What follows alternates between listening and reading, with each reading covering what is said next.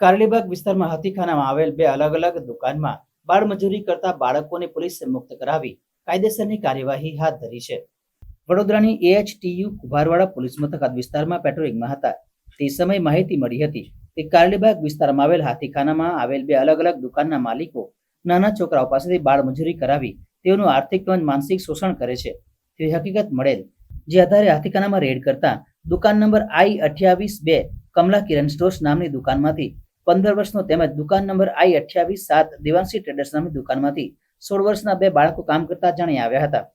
સદર દુકાન માલિકોએ સગીર બાળકોનું માનસિક તથા આર્થિક શોષણ કરેલ હોય તેથી કમલા કિરાણા સ્ટોર્સ નામની દુકાનના માલિક મહેશભાઈ મહાદેવભાઈ રાઠી, રહેવાસી મહેશ્વરી સોસાયટી બાજવા તથા દેવાંશી ટ્રેડર્સ નામની દુકાનના માલિક કમલેશભાઈ ધીરજલાલ ગોંધિયા, રહેવાસી કારેલીબાગ સામે કુંભારવાડા પોલીસ મથકમાં જુવેનાઇલ જસ્ટિસ એક્ટ 2015ની કલમ 79 મુજબની બે અલગ-અલગ ફરિયાદ નોંધી કાયદેસરની કાર્યવાહી કરવામાં આવી છે તેમજ બાળકોને બાળમજૂરીમાંથી મુક્ત કરાવી તેના સગા સંબંધીઓને સોંપાયા હતા.